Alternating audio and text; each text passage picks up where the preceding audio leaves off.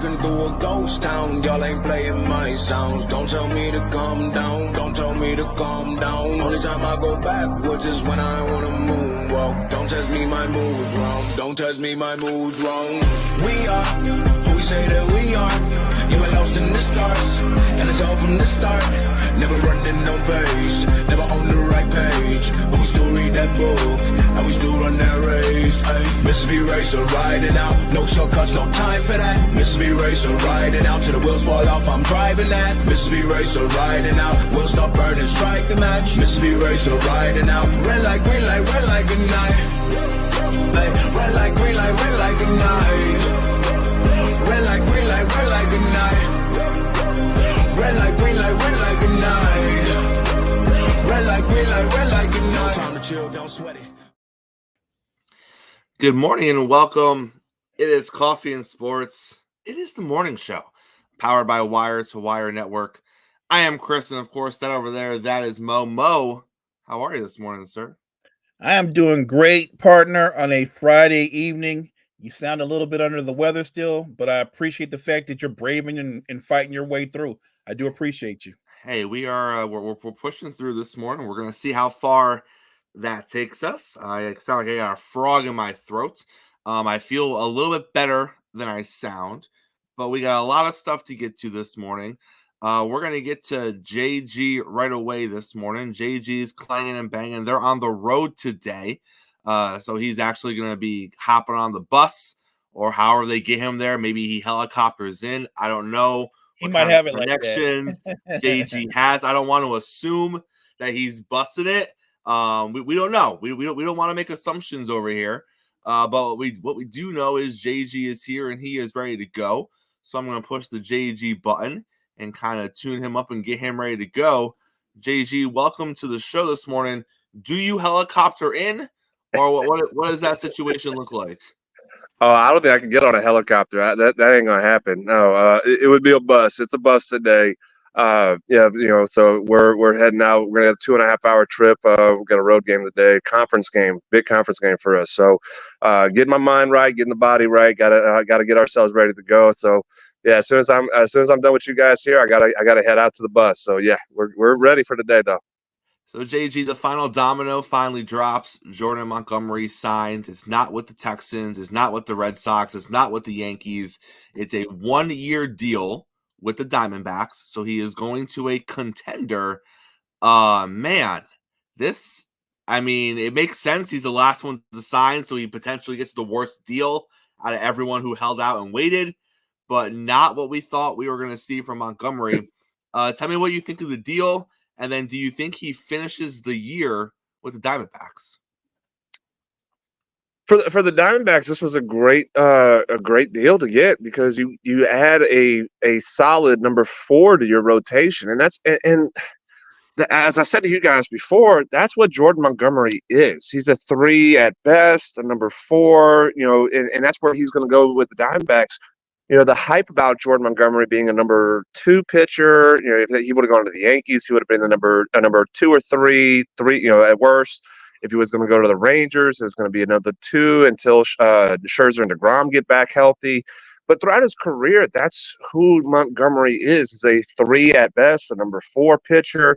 You're talking about a pitcher who his career high in wins is 9. And he's got an ERA just above a 3. For his career, this is not a guy who, it's not Blake Snell, who's been one of the best pitchers, in the game. He is who he is. So the hype about Montgomery has been a little bit overblown, I think, because he has been on the open market for all of the offseason, going into the last week of spring training. And it's kind of perplexing a little bit as far as what we're viewing Montgomery to be. But for the Diamondbacks getting him the way they did, it's absolutely one of the best deals for them because you make your rotation deeper now.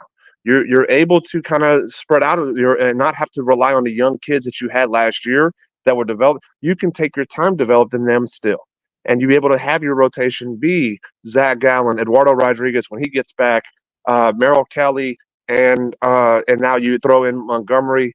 And then you throw Fott in there, who was a rookie last year. He's going to be number 5 now. So it's a great deal for the Diamondbacks to be able to get. It spreads out your rotation a little bit more with depth. and you're going to be a little bit more competitive now, I think, with the Dodgers in your division. Speaking of the Dodgers, they keep giving away money. 10 years, $140 million for Will Smith. If you're a Dodger, everyone gets paid. Everyone gets paid. The Dodgers know where their money is. No one's taking money out of the Dodgers bank account. They don't know about it, JG. What do you make of the deal for Will Smith? 10 years, $140 million. He is locked up for a very long time. I think if we're talking about 5 to 7 years ago, we wouldn't see a catcher deal like this, but because you have the DH in both National League and American League, you're able to make this deal work. And way during that latter half of his contract, he can be a DH a little bit more. He can be able to utilize and be able to move him around to different positions. So it does help that the DH is utilized in both leagues. Because again, we would never see a catcher sign a 10-year deal, 10, 15 years ago. Just because the position they play and the amount of abuse the body takes at that position, it's so hard to really sit there and say, yeah, we're going to commit 10 years to a catcher during in that frame. But because of you have the DH, it does make things easier to do so, and you're able to prolong the catcher's career by doing that. So it does it. I mean, Will Smith's one of the top catchers in the game. I'd say a top 5, 6 catcher in the game right now. So again, you're locking up a position that you don't have to worry about for the next decade, and he can pair them up with your pitchers that you do have during this time frame. So the amount of money the Dodgers keep on shelling out, and apparently they have their own printing press to do so. It's ridiculous on how they're doing it. And I'm sure I'd like to see how they structured his deal, because we've seen how creative they get in structuring deals, but they can print money out in California. We know it's in LA. So I guess they're if they continue doing so, they have the money to make it work, and they're finding ways to do it. All right, JG, let's get into the American League. You already predicted the National League. So let's start with the American League West. The order of finish last season was Astros, Rangers, Mariners, Angels, Athletics. Who is going to win the AL West this year? I think it's the Houston Astros are going to squeak by the Rangers. The Rangers pitching makes me worried about if they were able to kind of have a little bit more depth and if they were able to be healthier. I would go with the Rangers because they do have a little bit of a younger talent around them. You do have Evan Carter, who's continued to develop. Wyatt Langford is going to be. We'll see him make appearances this year as well. So there's a younger side to the Rangers batting order, but the pitching still makes me weary about them. Now, the Astros pitching is no better, I don't think. I think they're still a little bit weary on that side too, but it's better than what the Rangers have. I don't know if Nathan Eovaldi can repeat what he did in 2023. That is to be determined. If he does, the Rangers got something really special they're going to be doing again this year. But at the moment, there's more question marks with the Rangers pitching than there is with the Astros pitching, so I'm going to go with the Houston Astros to win the division.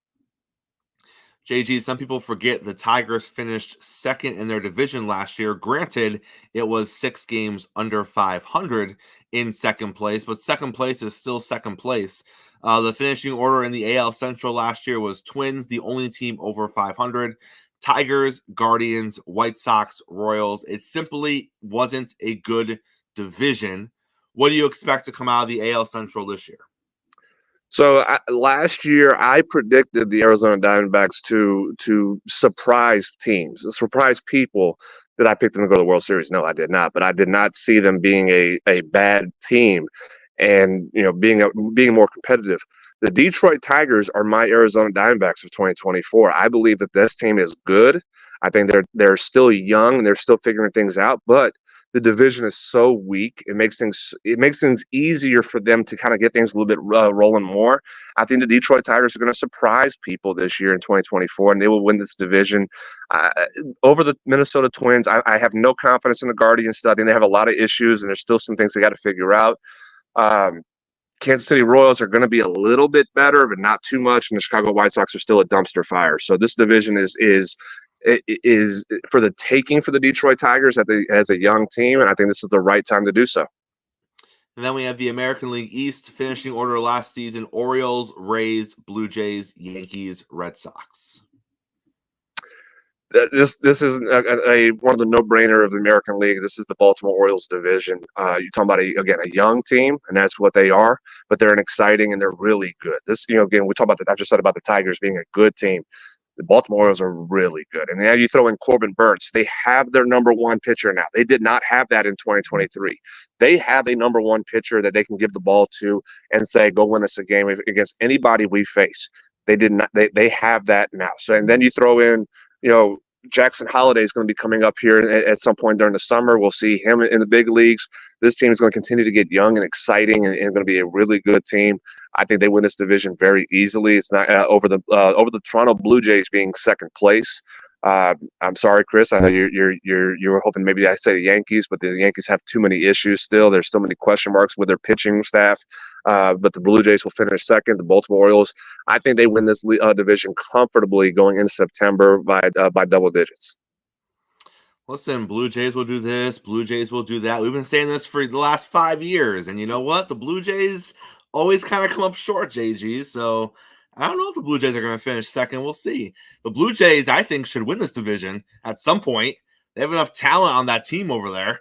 I don't know why they haven't figured it out yet. The issue is their pitching. They don't have good enough pitching to do so. I know Kevin Gausman is a really good pitcher, but they don't have the depth in the rotation that you are comfortable with, and that's been their issue. Offensively, you're right. They can score with anybody and they can put runs up really quickly, but their pitching staff allows runs to happen as well. So that's their Achilles heel. I think we'll see the Tampa Bay Rays kind of fall back a little bit more. There's a lot of issues going on. They've lost a lot of talent with Glass now gone. McClanahan is still out with Tommy John. He'll be gone for this entire season. The pitching staff's not going to be as strong as what we've seen Tampa Bay have. Offensively, kind of the same thing. I think there's going to be some issues they got to figure out a little bit more. So that we'll see Tampa Bay fall back a little bit. The Blue Jays, you're right. They should be more. They should win this division at some point. We've been saying it's a matter of time, but we never do. We never see it happen. So that's why I say they're going to fall short in the division. And the Orioles will run away with this division pretty handily. The wild card teams last year were the Rays, the Blue Jays, and the Rangers. What 3 teams do you see making the playoffs as wild cards in the American League? The Texas Rangers will be one of the wild card teams. Again, they will fall short in the division, but they're still a good team. They're the other defending champions. They win one of the wild card spots. I'm going to say the Blue Jays. As much as I've just talked about them, I think they will do enough because again, it's basically between 2 divisions. There's no central team that's going to make the playoffs outside of the division winner. So again, you're kind of picking between 2 divisions there. So I'll say the Toronto Blue Jays will be the second wild card team, and I have more confidence at the moment in the Seattle Mariners than I do the Tampa Bay Rays. So I think the Mariners would be the 3rd wild card, and they'll squeak by and squeak out of it, but I think they'll be the 3rd wild card team. JG, good luck on the road today, sir. We'll see you next week, all right? Appreciate you, As JG. always, guys. Thanks, guys. Appreciate it. JG going on the road, Mo. And he's not using a copter, apparently. He's not using a helicopter. It's a shame. It's a shame. They get you there pretty quickly, I heard. All right, Mo, let's talk a little. I don't even know where we're going today, Mo. I am all over the place. You're good. I am all over the place. Partner, we're good together. We're good. Jadeveon Clowney signs with the Carolina Panthers. Great. Good for the Panthers. Good for him. I believe it was a 2-year deal. So, Mo, what that does is it opens up, and we're down to 19 players from the top 101 free agents as ranked by NFL.com heading into free agency. 101 were listed. Only 19 remain. Let's go through those 19 real quick. We'll start off with Stephon Gilmore. Interesting enough, Mo, he has not signed yet. Gilmore was one of the best free agent pickups in recent years. Teams are always looking for veteran cornerbacks to kind of solidify their team. Are you surprised that Gilmore is still out there? Because really, if you look across the NFL landscape, with the exception of maybe 5 or 6 teams, he could probably plug in and be at least a 2 on most teams. Agreed. I'm a little surprised he's not signed because he's a veteran corner who's not at his peak anymore, but he still plays at a high level, Chris. I'm shocked. Like you said, he somewhere he can fit in and at worst be your second best corner because he still has the speed, his experience, his ability to play zone or man makes him valuable. I'm really shocked that he's still out there. I'm actually shocked that John Lynch hasn't made a phone call, but it is what it is. More surprising to me is that Julian Blackmon is still out there. 26 years old, Mo. He had a tremendous rookie season. He had a great year last year. Yes, there was an Achilles injury in between both of those seasons, but 26 years old, he's come back from the Achilles. He played great last year. He was qualified as a playmaker. He made a lot of great plays last year. Little bit of a dip from his rookie season production-wise, but 26 years old. I know safeties don't break the bank. No one's out there backing up the Brinks truck for safeties, Mo. But 26 years old, sky's the limit for this kid, and he doesn't have a job yet. And to your point, he's all the way back from that injury, and he's one of those safeties that he has the speed, almost like a corner. He covers a lot of ground. And I think you want that in your safety. I would have thought that he would have been one of the guys that actually went off the board a lot earlier because of his age and because of his athletic ability. I'm shocked that he's still sitting there. And he's sitting right there with Justin Simmons, who is 30, who is on the older side for safeties. Simmons, great player still. I don't think by any means he's washed coming out of Denver. Unfortunately, he is playing the uphill battle of the fact I'm in my early 30s. I'm going to be 31. Doesn't matter how good you are when you play certain positions and you're in your 30s and safety is one of those positions. You're just not going to get the money you probably want. But Mo, Simmons has good years left in him. He does. And I think he's the kind of veteran presence that you would want in your locker room, even though he may be mentoring the guys that's going to take his job, right, eventually. But I think he has value that way on the field and in the locker room. Also, we got Calais Campbell out there, Connor Williams, Steven Nelson, another corner in Adoree Jackson. Ryan Tannehill is still out there, Mo. Do you see a team that needs a backup quarterback that would look at 36-year-old Ryan Tannehill and be like, okay, he could be the guy in a backup role? Absolutely. I would argue that there's probably 15 teams or more that he's better than their backup.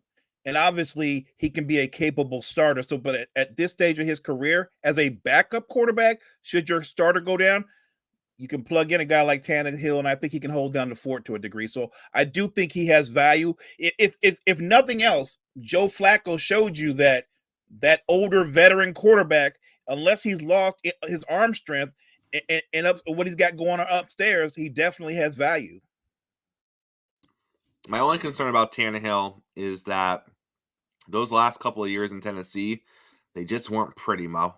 They just weren't pretty. They weren't. They looked like the Roethlisberger's last 2 years in Pittsburgh. They looked a lot like those 2 years. It was not good. It was not good.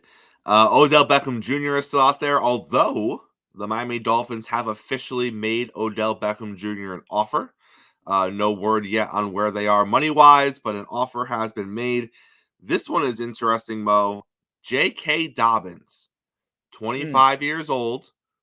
You could say the ceiling is there, but he is young. He has fresh legs because he doesn't play a lot because he's always injured. But if he could ever get over the injury thing, this was supposed to be a good running back in the NFL. And I think he's a good. So what we know of Dobbins, at least every time I've seen him play, he's been very productive. But clearly, he's the kind of guy that you might give him 10 or 15 touches at most. I don't think he's the most durable guy on the planet, but he is productive, and I think he does have value. But I think because we talk about running backs, and we're talking about the elite ones, it was really weird that they all got good money this year. But I think if you're guys like Dobbins and you have the injury history that he has, he's going to have to settle for less. Mo, I can't believe Tyler Boyd is still out there. I know he's 29 years old. He's about to be 30. But at one point, he was the number one option in Cincinnati as they were going through their rebuild. Then he was the number 2 option behind Jamar Chase. He did well there. He had a rough season last year as the number 3 option, but also let's not forget they had a rough quarterback play last year in Cincinnati. So I think that has part to do with it. I thought Boyd was one of the better wide receivers available on the market. The market did not dictate that, though, and he's still out there. Whoever picks up Tyler Boyd, I think you're picking up a really great slot receiver with potential for him to be a number 2 if needed. I think that he would be a great number 3, and like you said, he has the ability to be a number 2. And let's remember, 29 is not 35. Like, I think he's still like right at his peak as a football player. Great route runner, good hands. I'm shocked because I look at some of the receiving cores in the NFL. I guess what it is it's the numbers game, right? They're going, well, he's 29 and he's pretty good, but could we draft a kid that's 21 that's potentially weight levels better and a lot cheaper? So I feel bad for Boyd because I think he's fallen into that purgatory of he's not old, but he's not quite young either, and teams are going to look to upgrade in the draft at his position. I think he'd be a great New York Jet. Oh, I like that. I like that a lot. I think Aaron Rodgers would love him. I think he would be a great New York Jet. Micah Hyde is still out there. Micah Hyde is really playing the older safety role. He is 33. He's going to be 34 years old. Despite that, and I don't say a lot of nice things about Buffalo Bills, but he's no longer a Buffalo Bill, so I can be a little bit nicer to him, Mo. Micah Hyde, despite being pushing towards his mid-30s, he's done a great job of leading that Buffalo Bills defense. He's obviously lost a step because of his age, but if you are a team that needs some leadership on the defensive side, if you have a younger secondary and you need someone to kind of quarterback your secondary, he could be that guy. I could see him being a Kansas City Chief. The Chiefs have a young defense, a young up-and-coming defense. I can see him being a locker room guy. I can see him being an on-the-field presence. He won't be an every snap kind of guy. No, he but won't when be. you get to 34, like 35 years old on defense, you're not an every snap kind of guy. I can see him signing a small deal, not a ton of money, but with a chance to win a championship.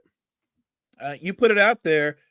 We all know the Chiefs just traded Snead. So I'm looking at that secondary. It is a young, talented secondary, but when you can get an older veteran that knows all the different schemes and can also be a leader off the field, I think he absolutely has value, especially to a team that's built to win now. It is a championship team that's built to win now. So I like him with the Chiefs. And by the way, I just saw in the chat, Cottrell, come on, man, don't do that to Tyler Boyd. He deserves better than that. Emmanuel Ogbah is a free agent. Ogbah is interesting. Ogbah blew up a couple years ago in Miami. He had 7 or 8 sacks. He kind of came out of nowhere. And then Miami changed schemes. And when Miami changed schemes, his playing time went down. So he's coming off of, especially this past season, where he was just a rotational player. He was just a depth piece. He just didn't see the field a lot, Mo. And then, unfortunately, he's also at that 30 threshold where, you're like, oh, he's 30. Like the wheels fall off at 30 for every player. It's crazy. Imagine. But he's 30, so I look at it, and he still has juice left. He hasn't really done much the past 2 seasons, not because he can't, because he just didn't fit the scheme Miami was running. I thought he was sneaky good when he was a Dolphin, so I definitely think there should be a market out there for him, Mo. I'm surprised that a team hasn't picked him up yet, at least for depth. Mo, if there's one thing we know, you can't have enough pass rushers on your defense, but yet he's still out there. And I look at him as the perfect situational pass rusher, right? He's probably you could put him in the game 15, 20 plays, and he's the kind of guy that even in that short span, he can make a play. He can get you a sack. He could tip a pass, like he can impact the game. So I'm kind of shocked that he's still out there as well, because we constantly talk about the lack of depth that a lot of teams have on their defensive line. I wish I knew that Cottrell was going to bring this energy in the chat this morning, because we just would have had him as part of this segment, and we would have let him be the star of it. And he know he's more than welcome. Absolutely. The last one is Michael Thomas, 31 years old, hasn't been healthy since 2019. That was the last time he played a full season, which is crazy to think about, Mo. He played decent in his 10 games last year, but he only played 10 games last year. That's the thing, right? You look at him, and when you haven't been healthy in 5 seasons at a position where you get a lot of wear and tear at the wide receiver position, at a position where we kind of need you out there to be an impact player, and he's proven the last 5 years that he just can't get right physically. Mo, I'm sure some team will take a flyer on him. They will, but I don't think it's going to go anywhere. So maybe he's a New York Jet. Maybe, but the problem with him is you just laid it out. He's a physical receiver. His superpower was that he could physically maul DBs on the line of scrimmage and separate them because of his big body and his great hands. He can't run away from you. He never could. He's not super quick or has elite speed, but it was his size and his physical nature that made him special. This guy's killing people. Cottrell is killing people. I would argue, Cottrell, that his best chance of reviving his career is if he went to a scheme where he could play more H-back or even pass-catching tight end. Remember, Michael Thomas is almost 240. He's a big dude. But I think that as a tight end or an H-back, he can be more effective. I think as a wide receiver, I think that's a wrap. Baltimore is perfect, but that is literally Baltimore's MO. They pick up names, not production. They've done it for like the last 8 years, on and off. And Michael Thomas literally is a perfect fit to that mold. Ravens fans are going to be like, "Oh, we're going to get the old Michael Thomas." No, you are going to get the old Michael Thomas. That is correct. It worked one time. It worked with Steve Smith Sr. like 8 or 9 years ago. And ever since then, Baltimore's like, it's going to work again. It's bound to work. It hasn't worked since. Worked since. Steve Smith was just a dog, so I'm not shocked He was built different. Right. Yeah, he was built different. But hey, I can see it. I can see him signing Michael Thomas. Well, if he goes to the Ravens, Michael Thomas, get ready to do a lot, and I mean a lot of run blocking. Especially now, right? Right. Even more so, right.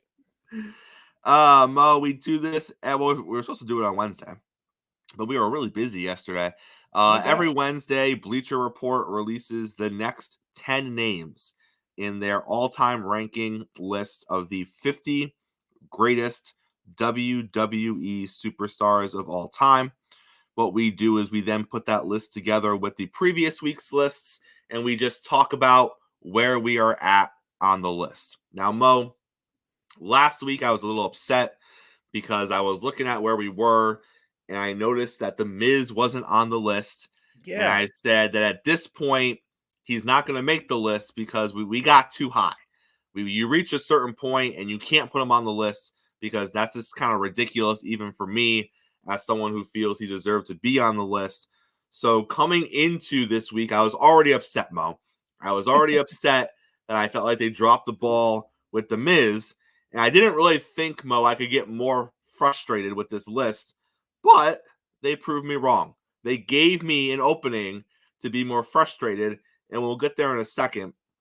So let's go through the list. We left off with Kane at number 31 last week. So we're going to pick it up at number 30 with the bad guy, Razor Ramon.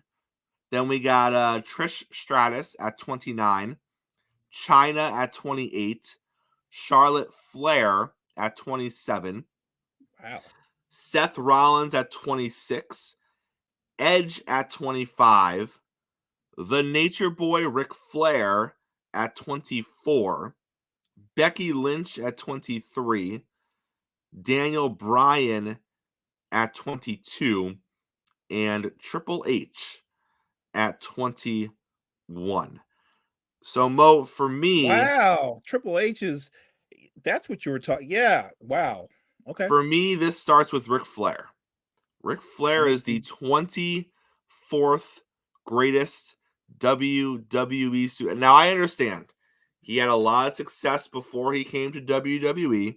In NWA and World Class. I understand that he had even more success in WCW, This is true.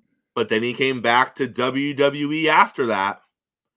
I don't understand how the Nature Boy is in top 20. I can see you saying we can't make him top 10 because he had a lot of success outside of WWE, and we're only going to focus on what happened inside of WWE. So I can see him not being top 10. This is not a greatest wrestler of all time list. So I can understand why Nate wouldn't be top 10. But Right. Mo, he's not even top 20? Yeah, that was rough. Well, look, so Daniel Bryan's ahead of him? that's where I was going. And I don't dislike Daniel Bryan, but he's ahead of Ric Flair. What? Look, honestly, I have a problem with where Triple H is. I have a problem where Flair is. I actually have a problem where his daughter is. And we're going there next. We're going there next. I have a problem with that too. I think she's vastly underappreciated. Look, Charlotte is everything that her dad is, but she's actually a more athletic performer. She can do things in the ring that in his peak, Ric Flair could never do. And what she's done for the women's division, it's insane. And she's still currently a performer. Like, she's not done. And they have her where they have her. And I'm like, wow. And they have Becky Lynch ahead of her. And I like Becky Lynch. I like Becky Lynch too. It's going to sound like in a minute I don't like her, but I do like Becky Lynch. Charlotte Flair, I'm a huge Charlotte Flair fan. And I understand the criticism. I understand the multiple title reigns. I understand the quick title reigns that she had a couple of times. I understand all of that.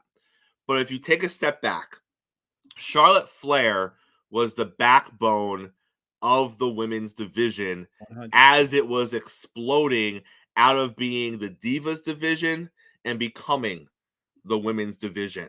Charlotte Flair was the backbone of feuds with Becky Lynch, with Rhea Ripley, with Sasha Banks, with Bayley.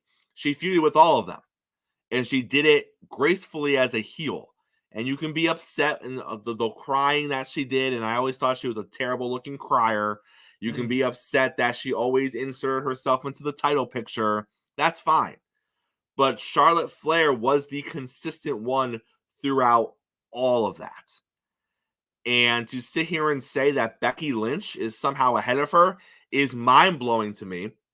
Because if you want to argue character-wise, persona, I'll give that to you. The Man is a better character arc than what Charlotte has had as the Queen. Only because the Man blew up and became huge out of nowhere so unexpectedly. And for a certain period of time, she was the hottest thing in women's wrestling when she was Becky Two Belts and she got punched in the face by Nia Jax and she had all that going for her. But Mo, that was a 4-month run where she was the hottest thing in wrestling. Charlotte was the model of consistency the entire time. And that's where I have the issue. And let's not forget the Man moniker, which for a minute became Big Time Bex. And then it was back to the Man, but they still show the Big Time Bex graphic. I'm not quite sure why. It's gotten tired. It's gotten stale. Whereas when the Queen shows up, Mo, you know what's happening. It's prime time, baby. It is. It's top notch every time. And she delivers in the ring every single time. So I just think they should be switched. That's all. I think Becky should be Becky's great. 27 and Charlotte should be 23. That's it. It's simple. And Becky's great. Charlotte is greater. Charlotte to me is the blueprint for why the women's division, where you could have women main event a pay-per-view.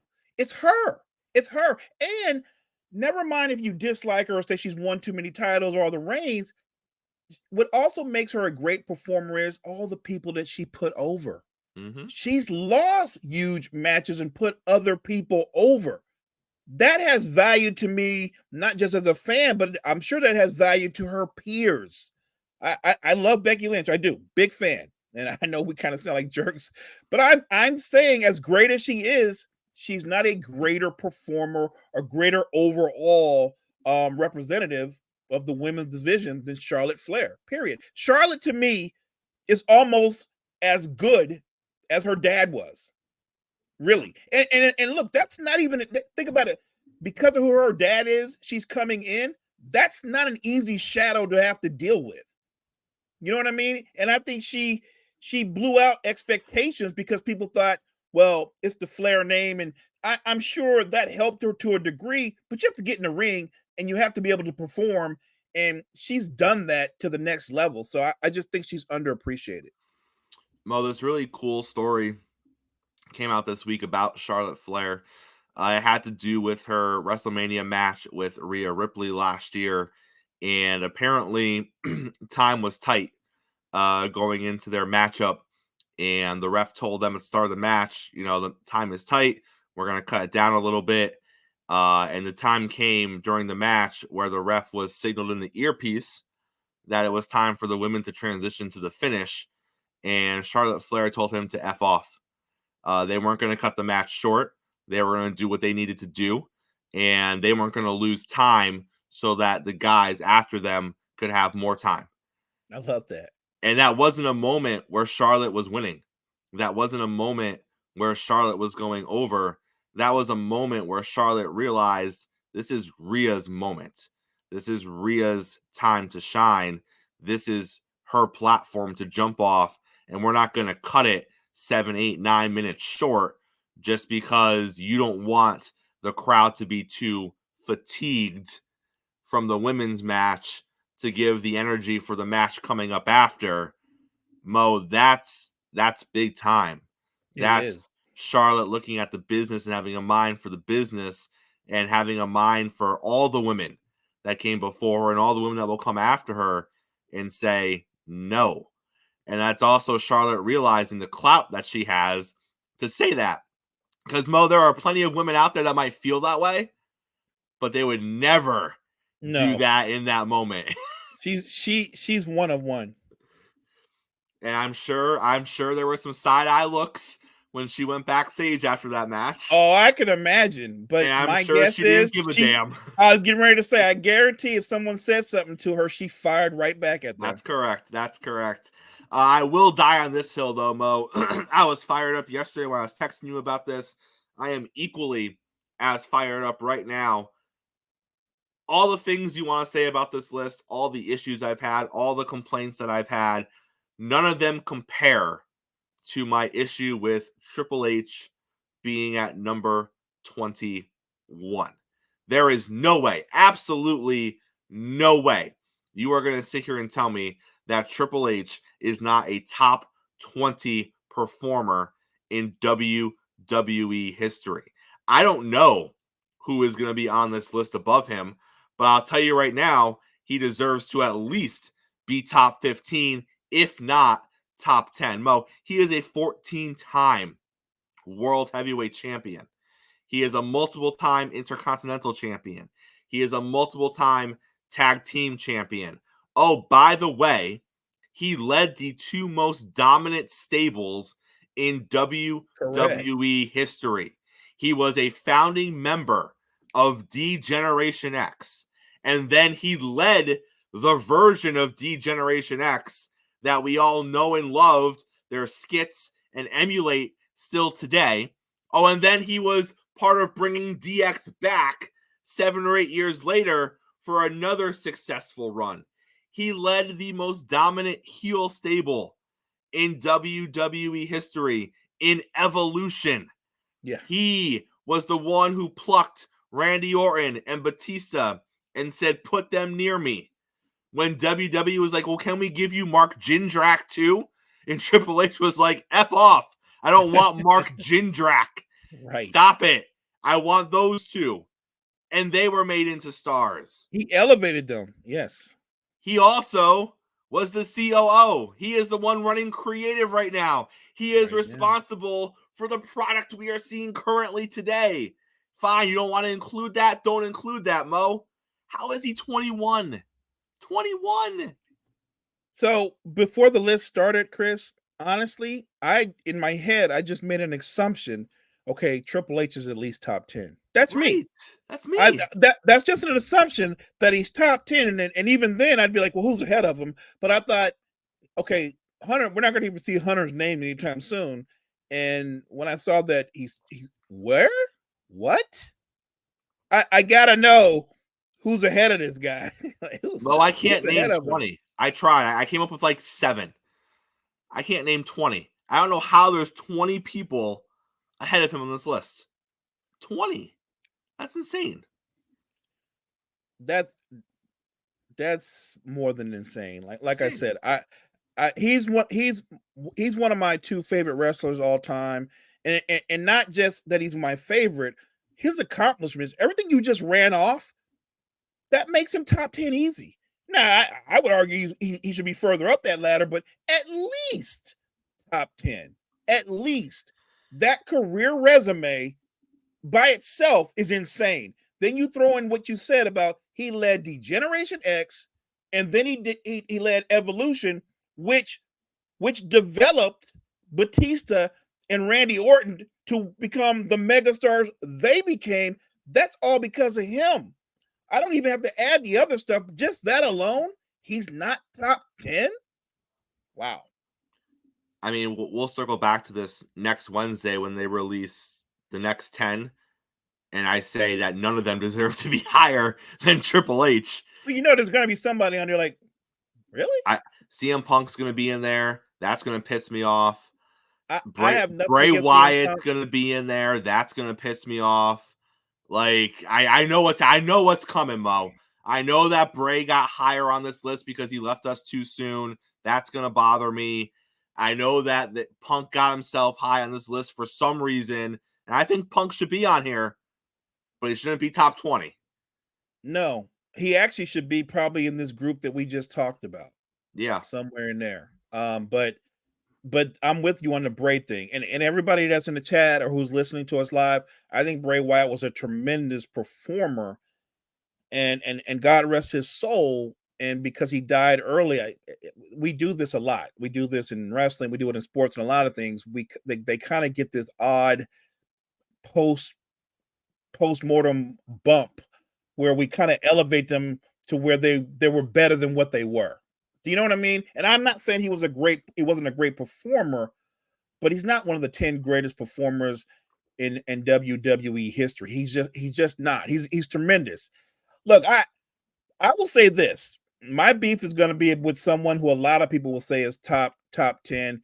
And I see him in Cottrell's thing right now, and I've just never been a fan of this guy. He's there. No.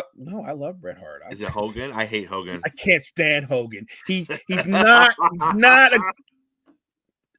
you know what? We can do this next week. I could go on Hogan for a long time. I'm just not going to do that. Cottrell, you're spot on. Those were my 7. Those were the 7 that I would say if they were all ahead of Triple H, I have no complaints about it because I would have Triple H around 9th or 10th all time. Yeah, I think those are the names, and I still wouldn't have Hogan. I can't with that guy. And I'm not just talking about his. I'll give him credit for this. Ric Flair was wrestling's first superstar. Hulk Hogan came along almost at the perfect time, and he was wrestling's first megastar. But as an in-ring performer, Hulk Hogan is one of the worst in-ring performers in wrestling history, period. He just, you do have to carry him, okay? It's a reason why those matches with him and Andre the Giant were kind of garbage, because as much as Andre's beloved, they're just not great ring performers. Hogan is vastly overrated. The only time I ever even kind of liked him was when he was actually a heel in WCW, and he was, Hollywood Hogan. I thought that was the best version of him, because the one that goes around doing this with the ear and that music. All I see is an overblown Captain Crunch. Gene, I disagree with you a little bit on Sting. I can't do Andre. I think Sting is better than Triple H if you're going career versus career, but this list is just WWE not runs. WWE. And if you're just looking at WWE runs, you can't put Sting over Triple H. They already put Triple H over Flair. Andre, maybe I could see. I don't think he's better than Triple H, but for the historic aspect, I can see Andre being top 20. I like the Vince. I like the Vince thing. I just don't know if they'll do that. I don't think this is a good time to put Vince out there. I mean, the Vince McMahon character, you could argue, is top 10 all time. Oh, it's a great character. I just don't know if they're gonna do that with him. And then Shally, I like the Angle one. I think I would still put Triple H ahead of Kurt for longevity purposes. Oh, but I'm a big fan of Kurt. But I'm a big fan of Kurt Angle. Yeah, I think Kurt Angle is at least top 15, at least. Yeah. Shally, that's a great one. Kurt Angle's great. I love that one. But yeah, I mean, if you just took away all the morality of this conversation, the Vince McMahon character is amazing. It really, truly is. He was a great heel, right? Who didn't hate Mr. McMahon, the character? Correct. And you need the other side, right? Like, you can't have Austin if you don't have McMahon. Correct. Like, they needed each other. I know that Bleacher Report is not connected to WWE, so I know that you're not going to have they're definitely not going to. No, that they could. I just don't think they're going to. I'm going to go with the under that Vince is going to be on the list. And then, like, it's a very, very light whisper from Cottrell. Cottrell, we had this conversation. What was it, Chris? A couple of weeks back. A couple of weeks ago, yep. I am 1,000% with you. Right. If we're talking talent, if we're talking talent, and we're not talking morality. Yeah, because I don't. Yeah. So yeah. Mo, how good are the Houston Rockets? They've won 10 in a row. They're the talk of the NBA universe right now. If you just look at odds, the odds tell you they're going to overtake the Warriors. Now, the Warriors have been holding suit the past couple of games. They've won back-to-back games. The Warriors have games coming up against the Hornets and the Spurs, I believe.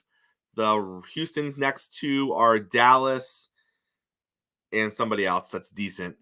There's only a handful of games left, nine-ish games, I believe, for both teams. They do play each other. That's going to be a pivotal game.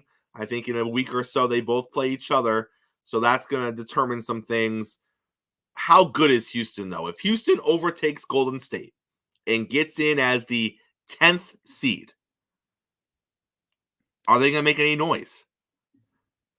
Look, first of all, I want to give them credit for the run that they're on right now. And if you've watched any Rocket games, and I know a lot of people probably haven't, what Jalen Green is doing right now, he's becoming the player that they wanted him to be, that they projected to be when they drafted him. He's asserted himself and has been dominant. Like Cottrell just said it. Jalen Green right now, over the past 3 weeks, he's one of the 5 best players in basketball over the past 3 weeks. He's been that dominant a player. They've literally handed over the reins and said, he's our go-to guy, and he has not disappointed. They've also gotten solid play, obviously, from Sangoon, who's a double-double machine. Dylan Brooks has been solid for them as well. Fred VanVleet. They're a very talented team. What they've struggled with was consistency, but whatever's happened, they've popped the switch. I think they've committed to saying, because before they didn't have a de facto go-to guy. But now that everybody knows that Jalen Green is that dude and he's getting 19, 20 shot attempts a game, they've been on this run and they're ascending when Golden State is descending. I think Houston will catch Golden State. Now, once they get into the playoffs, let's assume Houston is going to be the 7th or the 8th seed if they get in. no, they're not going to go on a long run. But it's cool that they made the playoffs. That is cool. It's a It is building cool. block. I think you have to have baby steps. But are they going to beat the Nuggets in a series? No. Do I think they can make an interesting series? Should OKC hang on to number 2? Yes. I think that would be an interesting series, but I think OKC will win that series. Before we get out of here today, Mo, let's kind of walk it through, take a look at where we are in the NBA right now. If we start out in the West, the Nuggets are the number 1 seed despite their loss to the Suns, but that loss to the Suns has trimmed their lead over the number 2 Wolves and the number 3 Thunder to half a game. Mo, we're less than 10 games to play in the NBA season, and half a game is separating the top 3 teams in the West. Talk to me, 1 seed to 3 seed. Is it that big of a difference in the West with those 3 teams? I think it matters more for the Wolves and for the Thunder. I think Denver. I still think if Denver's a 3 seed, I still think Denver's the team to beat. I think when everybody's whole, the champs are still the best team in the West. But if you give a team like the Timberwolves with what they can do defensively, assuming they could get Cat back at some level, Minnesota could go on a run. They really could. They struggle offensively because they can get stagnant because Ant is really the only guy who can consistently create for others and himself. But defensively, they can just consistently lock teams down. So I think it matters a lot to the Timberwolves and the Thunder, whereas Denver, they can strike from anywhere. The Clippers pushed their lead over the Pelicans to 1 game. Clippers are currently 4th. The Pelicans are currently 5th. Right now, the 6th seed is the Dallas Mavericks. Then we have our play-in teams. The Suns defeat the Nuggets to climb into number 7, a half game ahead of the Kings and a half game behind the Mavs. So the Suns are trying to push out of the play-in and get into the normal playoffs. The Lakers beat the Grizzlies. That keeps them 2.5 games up on the Warriors. I think the Lakers, with the way they've been playing recently, they're comfortable now. They're comfortable to make the play-in. I don't think we're going to be asking the question of if they make the playoffs. It's now when they make the playoffs, Mo. Agreed. But it looks like they're probably too far back unless they just catch fire these last 9 or 10 games to get out of the play-in. Would you say if the play-in lands the way it lined up right now, Suns, Kings, Lakers, Warriors, are the Lakers the best team of those 4? No question. No question. The Kings might be able to give them a little trouble with their speed, but I think the Lakers sides would overwhelm them. I think the team that might give them a little bit of problem, it could be Phoenix because their scoring prowess, when you've got 3 guys that can do what Bill, Durant, and Booker can do, but they're an ISO team. So they don't have a lot of cohesion. I just think of that group, the Lakers are the best team by far. Well, you know what's crazy? KD, LeBron, Steph, playing. Yeah, and what have we been doing all season long? We've been pointing out how great they are at this stages in their career, and they're all playing at high levels. And I think that's all true, but they're all playing at high levels, and their teams are in the play-in. And look, again, I could go into a whole discussion about the current era, but the play-in has made it possible that we're even having that conversation, because if there was no play-in, a couple of them would already be out the playoffs. Yep. That's what's crazy to me. And I don't understand that, because it's bizarre that the Lakers have 2 top 10 players and they're in the play-in. Looking over to the Eastern Conference, the Knicks climbed to number 3 with a victory against the Raptors and a Cavaliers loss to the Hornets. Obviously, Boston is number 1. Milwaukee is number 2. Knicks 3, Cavs 4. The Magic are currently number 5, despite their loss to the Golden State Warriors last night. 6 is the Pacers, who lose to the Bulls, but they still remain 2 games behind the Magic after Orlando's loss to the Warriors. Then we have the play-in right now for the East. It currently is comprised of the Heat, the 76ers, who have tumbled down the standings because of injuries, the Bulls, who are under 500, and the Hawks, who are under 500. The only other team mathematically still alive are the Brooklyn Nets. They are 6 games behind the Hawks. They're about to be knocked out. Yeah, they're so not the playoffs are pretty much set for the East. Mo, I guess the biggest question in the East and the play-in, do either of those teams that are under 500, the Bulls or the Hawks, have a legitimate chance of making the actual playoffs and coming out of that play-in? I think the Bulls have a chance to make the play-in. I don't know if they'll come out of it. And I don't think either one of them, the Hawks or the Bulls, can win the play-in. They can get in, but they're not going to win the play-in. And then, of course, we look back to the top side. Boston is there. Milwaukee has 2 games on the Knicks, 3 games on the Cavs. Do you see anyone coming back to Milwaukee? 8 or 9 games to go. The Knicks are 2 back. The Cavs are 3 back. Or do you think it's going to be Boston 1, Cavs 2 heading into the playoffs? I'm going to say it's going to be Boston 1, and it'll be Milwaukee 2. I just, even though the Cavs have been playing well, I think the Bucks will end up with the 2nd seed. All right, Mo, that closes us out on a Thursday. Take us to the end, sir. Appreciate you guys for joining Chris and I. Love their support. Check out all the great content that we have at the Wire to Wire Network. You guys have already listened to us, so make sure you like, sub, follow the network, follow the morning show as well. Check us out on TikTok and Discord. We appreciate you. Wire to Wire Sports, our network. Check us out. Hey, make sure you're here tomorrow, same time, same place. I will not be here tomorrow morning, but I have called in the big guns. The big guns, the NFL genius himself, Gene from Wire to Wire Sports Podcast. He will be here with Mo tomorrow morning, leading the way, getting you through your Friday morning. Make sure you are here for that. Coffee and Sports. It's the morning show, powered by Wire to Wire Network.